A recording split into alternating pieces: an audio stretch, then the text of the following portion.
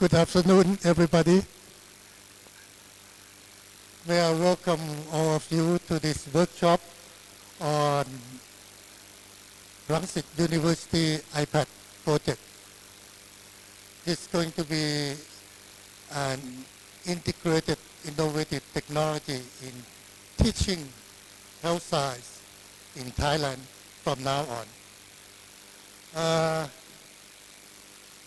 I think we all know that right now we are in the age of mobile technology revolution. The technology is impacting us in every modality of our life. In education, we are well aware that classroom in university around the world and even in primary school are using mobile technology to enhance the learning of students. Here in Rangsit University, I think you are well aware that the President is committed to move this university to the forefront of technology. We aim to meet the challenge, particularly for us in the health science department. Today we select anatomy to be the pilot subject. I think every medical student and every student in health science know that there's a lot of knowledge in anatomy to remember. And it's really difficult to capture the real essence of anatomy that would be benefit for the clinical study.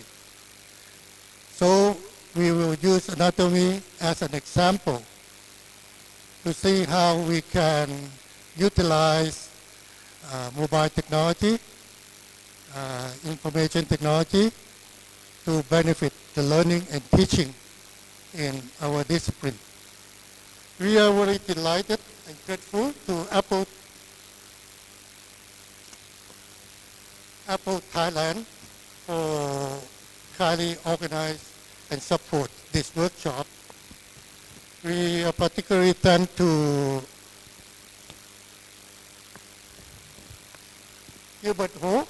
Can you please give him the big hand? He's from Apple Worldwide Education Team. We also thank Dr. Tevicha Patwibun. She is from Education Program Manager, Apple Thailand. And we are very honored to have Mr. Tim Sawyer. So if there's anybody, I'll try to speak loud so that you can all hear. And I'll try to speak slowly because I know that there's a bit of a language barrier here. But please raise your hands if you have any questions. Tim and I are happy to help out and answer any questions that you might have. So thank you for coming along to this workshop and this presentation in session 1 of this workshop, introducing you to the iPad and how Tim and I have used it in health sciences in Australia and how you guys might also use the product here at Rangsit University. So I thought I would start off firstly by saying hello and welcome to this session, but seeing as though we're in Thailand, maybe I should replace hello with, I forget how to say it. Oh, how do I say hello in Thailand? Sawati. Sawati? So Sawati, and thank you for coming along, and apologies if I've not said hello properly in Thailand.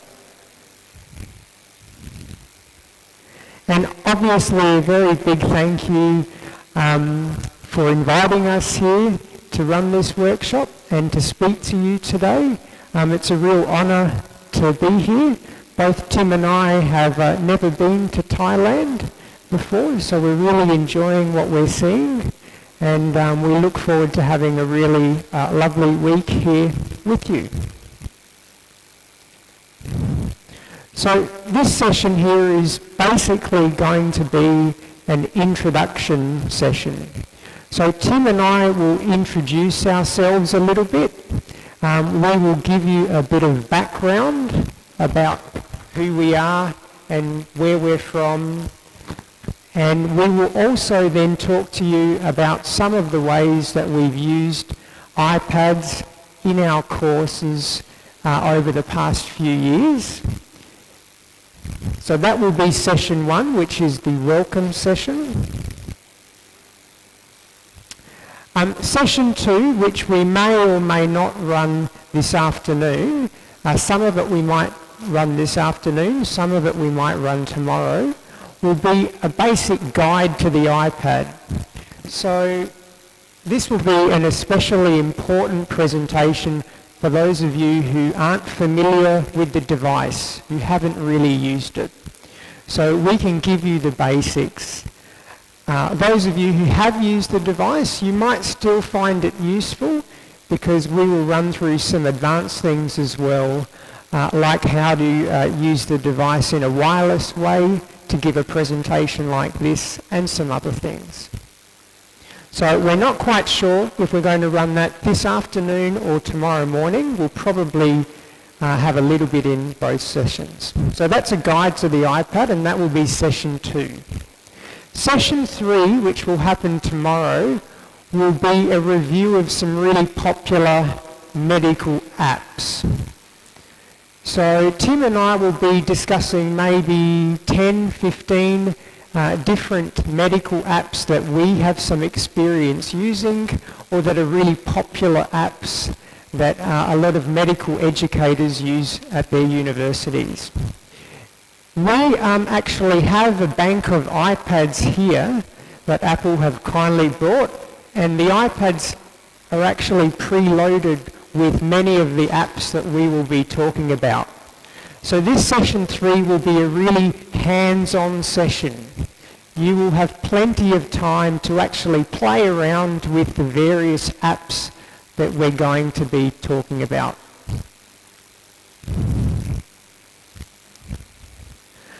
Session 4 and session 5 are actually related. So these are happening tomorrow afternoon, and they're content creation and then, content capture and then content creation sessions. So we will help explain how you can actually capture content on the iPad and how you can use that captured content to create engaging learning materials for your students. Whether it be interactive presentations, whether it be a keynote presentation, whether it be an iBook, which is multi-touch, we will be helping you create this content. And what we'd like you to do is use this content in session 6, which is your anatomy lab. And I believe that's anatomy of the forearm, which you're running on Wednesday morning with your students. So on Tuesday, we'll be showing you some medical apps, many of which you might want to use in this lab. We'll be helping you capture content, create content, and then you can actually test that content out in your lab session on Wednesday morning, session 6. And Tim and I hope to get some feedback from students as well as staff on how that lab has gone. And we will be around to actually observe that lab as well.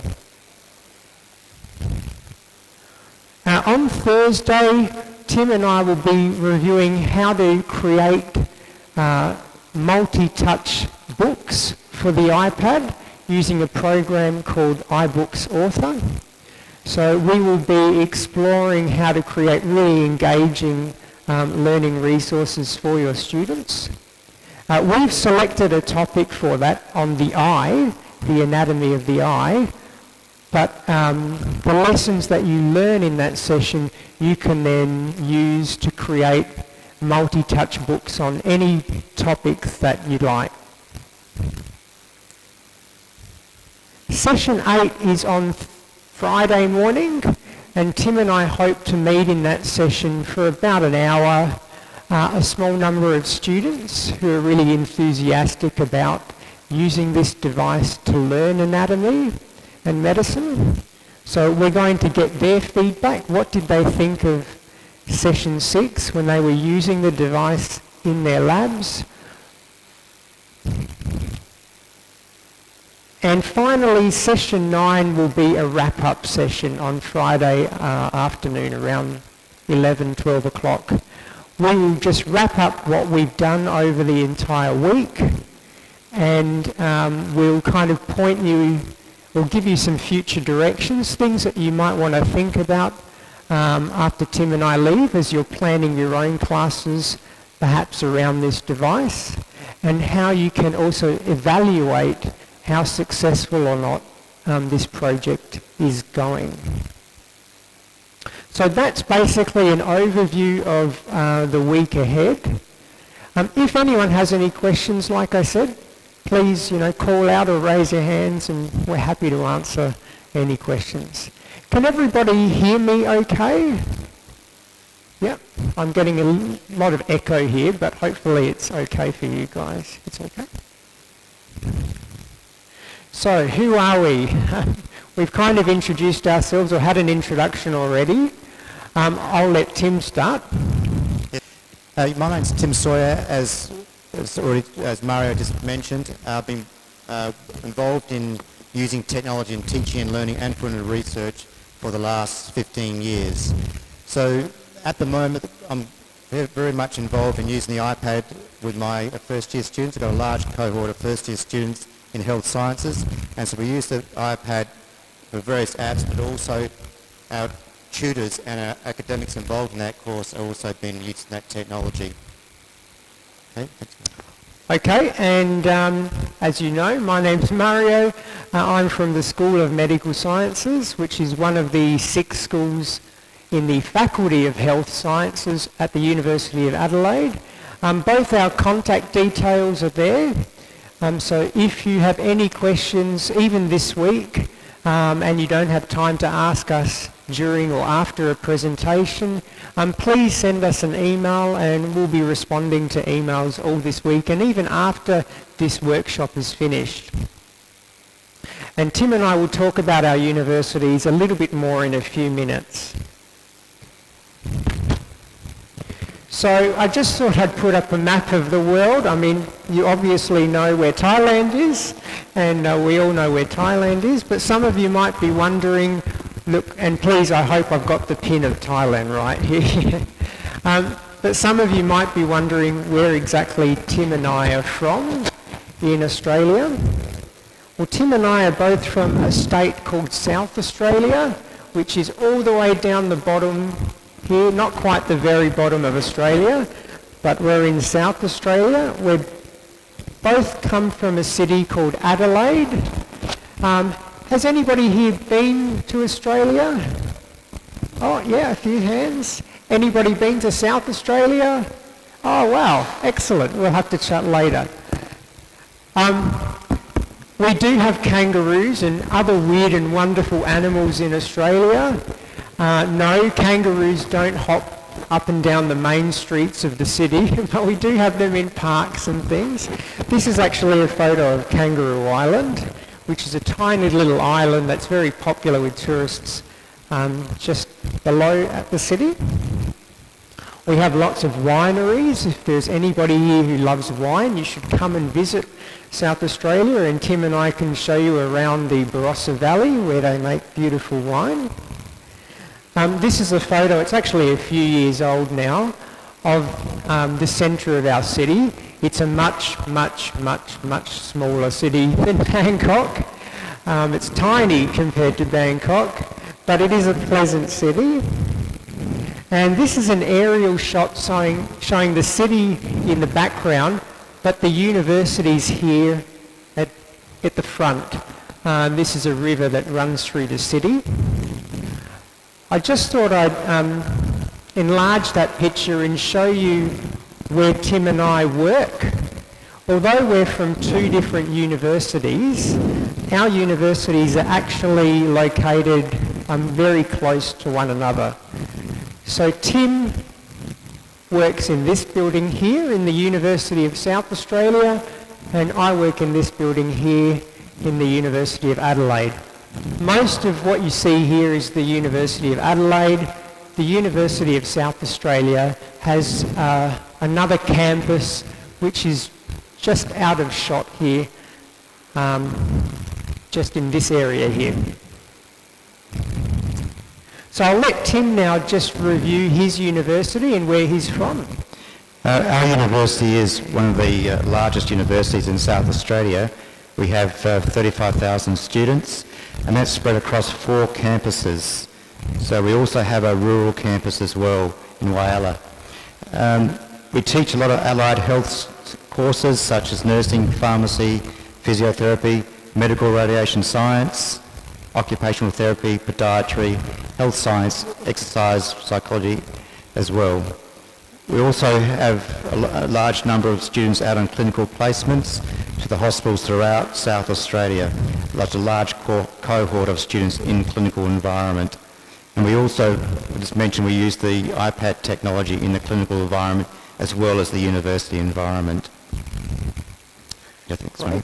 And in terms of where I'm from, the University of Adelaide, the University of Adelaide is the second oldest university in Australia, and you can see some of our very old historic buildings in this picture here. There's our web address if you'd like more information. We have about 20,000 students, and in terms of the Faculty of Health Sciences, these are the various programs that we teach: medicine, dentistry, oral health, nursing, the Bachelor of Health Sciences and Psychology. Personally, I mainly teach at first year, so new students, and I teach in the Health Sciences program and also in medicine. And we'd love to show you around our universities. If you ever come to Australia, please send us an email. So I'll just head back to Tim and he can talk to you about some of the courses that he actually teaches. So I'm involved in coordinating and teaching in a very large Foundation of Health first year student, which this year we had 670 students, very large cohort. And I also involved in teaching postgrad courses as well in the field of medical imaging. With the Foundations of Health course, we introduced iPad technology where our tutors actually had the iPads. All the course content was provided to the students via the iPad, and also the students were involved as well. We've gone beyond that, coming up to 2014, where we've purchased a large number of iPads to be used in physiology as well as anatomy as well. So our School of Health Science is in the forefront of using this mobile learning technology for its courses right across the board. Yep. Great. And like I said, I'm from the School of Medical Sciences. I mainly teach at first year, and I mainly teach in the Bachelor of Health Sciences, which has about 420 students in it. But I also teach into medicine and nursing as well. And I've used, like Tim has, iPads in various ways to help students learn. So Tim and I actually have fairly similar backgrounds. We've only known each other for about a year now, I'd say. So it's amazing, you know, we're so close together and yet we didn't really know each other, and we teach very similar things. So we have very similar interests in terms of what we teach, but we also have an interest in common, and that is that we use the iPad, as you've heard, in our teaching and in student learning in our courses. So some of you might be wondering what that actually looks like. So we will talk about this during the week and more in this presentation. But here are some photos that I took of students working in my classes, and this will give you a bit of a sense of how students are using the device every day in the classroom and even outside of the classroom. So here are a bunch of students actually in our library. So I took a photo of them. I was wandering through the library, and these are actually my students, and I noticed that they were accessing medical apps, an anatomy app here. And this student is accessing an iBook that I created with some 3D models in it. And we obviously also have a student accessing their learning materials on a traditional Mac laptop. These are photos that I took of students working in one of my tutorial sessions. So I don't know if you have tutorials here, just small group learning activities. And I took this photo because it was quite interesting how many students actually had the device in front of them. So once you start using the device every day, you start creating learning materials for the device, it's amazing how many students will actually start bringing the device to class and actually using it in class. This is a group of students who are actually using an iPad in our anatomy laboratory, so the equivalent to this laboratory and the one you've got next door, I believe. And these students are looking at a virtual body app to help them understand the location of various organs in the body and to help them trace and track the flow of blood vessels and nerves. And the students really like that, and we will be showing you these apps later, and you'll be playing around with them on your own iPad soon. And here are some medical students actually using the iPad in a kind of a clinical setting and a mock-up. There's a mannequin here, a dummy, and these students are using a blood pressure app to help record and track and diagnose the problem with this particular, that revolves around this particular case. Tim and I are both Apple Distinguished Educators.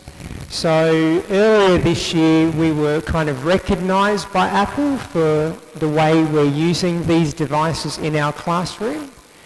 And the Apple Distinguished Educator, or ADE program, is a worldwide program that, you know, those of you who are using the device should actually apply to join, because you meet some great people, and it's an amazing community to get inspiration and help if you need it. So why did Tim and I select the iPad? You know, why have we been using this device? Well, there's a lot of reasons. When we think about our students, there are a number of things that kind of come to mind. I know when I chat with my students, and they're mainly first-year students, many of them are overwhelmed. There's lots of information out there. And we expect students, if they're learning, you know, health sciences and medicine, to learn a lot of information. You know, the human body is a very complex thing. There's lots that students need to learn and remember. But sometimes it can be a bit overwhelming for them. I know that a lot of my students will only study to the test, meaning they will only learn what they think they need to learn to pass a test. You know, even though most of what we say in class is important, many of them will just study to the test. I don't know what attendance is like at this university, whether it's compulsory. Is it compulsory to attend a lecture here? Yes? Okay. At the University of Adelaide, lecture attendance is not compulsory. It's optional.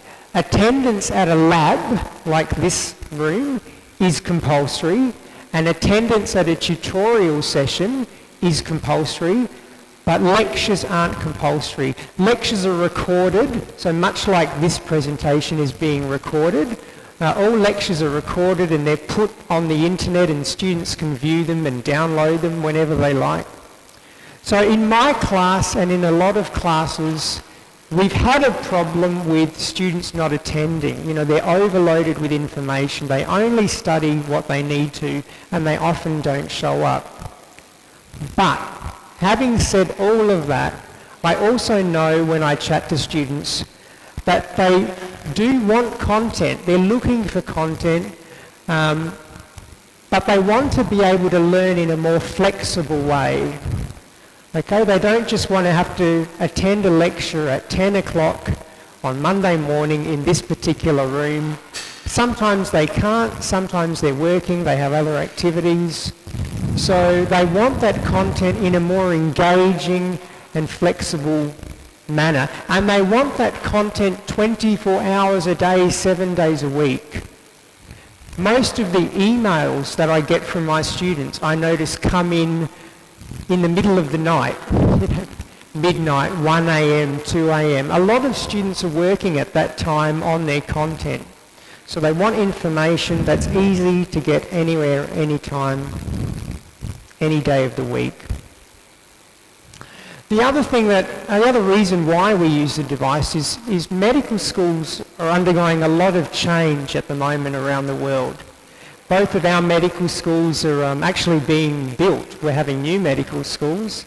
But all around the world, medical schools are undergoing a lot of change. Many of them are moving away from traditional didactic lectures where the lecturer stands in front of the class and just speaks for 50 minutes and the students either take notes or listen or they fall asleep. Medical schools in particular are moving away from that. A lot of medical schools, and this school is probably like a lot of medical schools, are looking for interactive, engaging online content that students can access 24 hours a day, 7 days a week. Many medical schools are debating whether they should create their own content or purchase ready-made content.